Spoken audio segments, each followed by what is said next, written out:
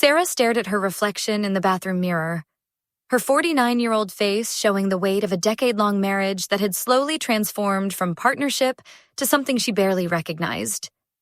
10 years of marriage to Michael, 52, had brought many joys, but lately she felt like she was drowning in a sea of unmet needs and mounting frustrations. Their relationship had never been perfect, but the financial struggles seemed manageable compared to what they were facing now.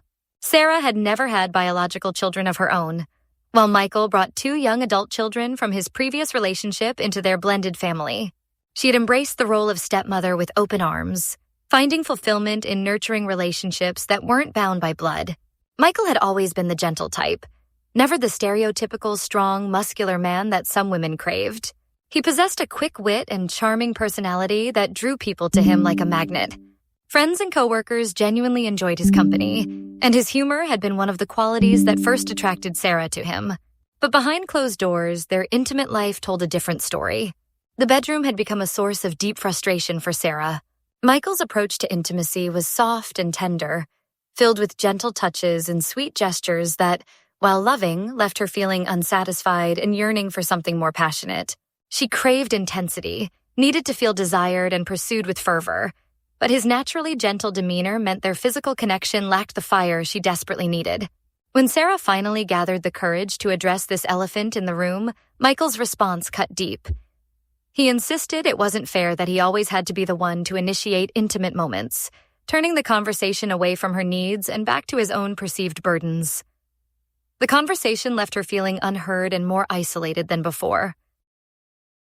But it was Michael's declining health that had become the most overwhelming aspect of their relationship. His body, never particularly robust, was now showing signs of serious neglect. The diabetes he'd been managing had spiraled out of control, despite his assurances that everything was fine. Sarah knew he was lying about his blood sugar levels, having caught glimpses of the concerning readings when he thought she wasn't looking.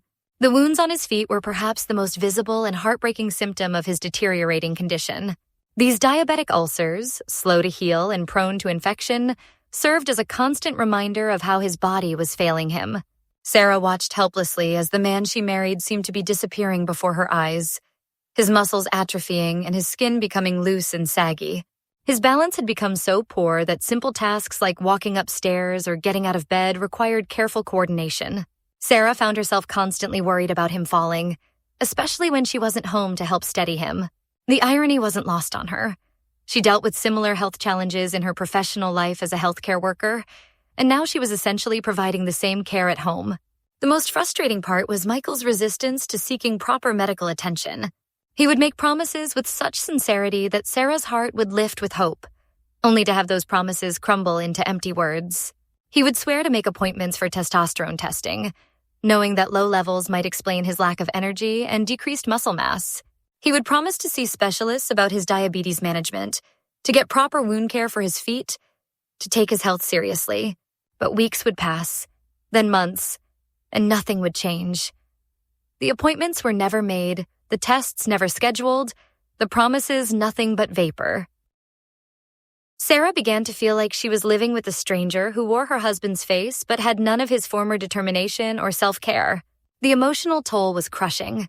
Sarah felt guilty for being frustrated with a man who was clearly struggling with his health, but she also felt trapped in a relationship that no longer nourished her soul.